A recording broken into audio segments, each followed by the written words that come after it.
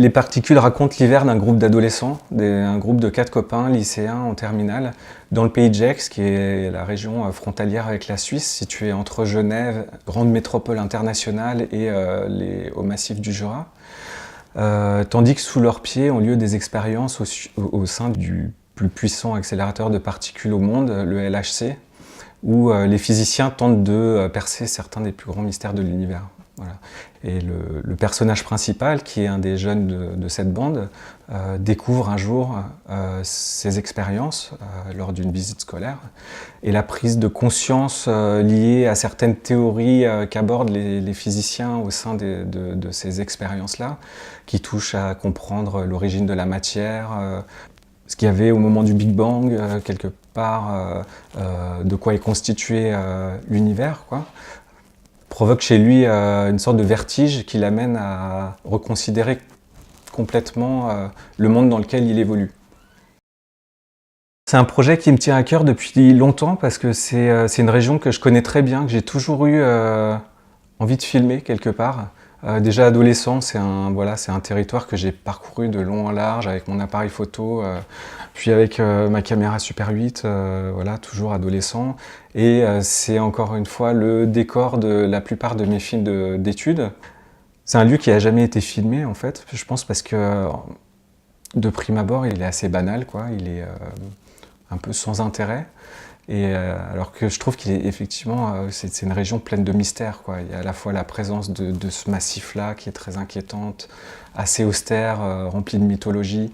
Il y a cette ville genevoise avec sa population d'internationaux qui habitent dans le pays de Gex, qui est composée de villages, de lotissements, de champs. Enfin voilà, c'est vraiment un endroit que je trouve assez intéressant visuellement aussi.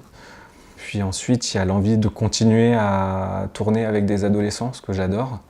Je trouve qu'ils ont un rapport hyper sensible au monde qui, moi, me touche et permet d'aborder plein de problématiques qui peuvent toucher des gens de tous les âges, en fait. Mais voilà, ils ont une sensibilité que je trouve très belle à filmer, à observer, à raconter. J'aime bien le travail avec eux, en fait. Le fait qu'ils soient très naïfs par rapport à ce que c'est que de faire un film, qui s'en font plein d'idées et en même temps qui n'en sachent pas grand-chose. Et puis j'ai réalisé qu'il y avait quand même ce LHC, cet accélérateur des particules qui était juste là, qui est invisible quelque part, en même temps où je joue des choses énormes, quoi. C'est un lieu hallucinant de technologie qui évoque presque parfois des images de science-fiction. C'est très spectaculaire. Et c'est juste là, c'est juste sous les pieds de nos personnages. Donc il y a ce qui se passe, ce qui est à la surface, et puis ce qui est dissimulé en dessous, souterrain.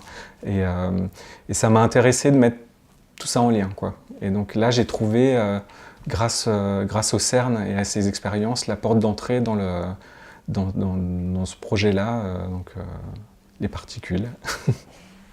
Effectivement, pour moi, c'est un film qui s'inspire vraiment du teen movie américain et du cinéma de genre aussi, cinéma fantastique des années 70, 80.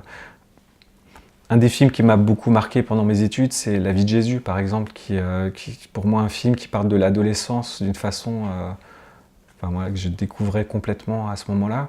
Et puis, avec une façon de filmer la France qui était jamais vu non plus, en tout cas dans le cinéma français. Donc c'est un film qui m'a beaucoup marqué, donc ça peut être une influence par exemple aussi pour ce film. Mais ça va aussi être des films de John Carpenter, de Gus Van Sant, même de David Lynch. Il y a plein de choses comme ça qui se mélangent, quoi.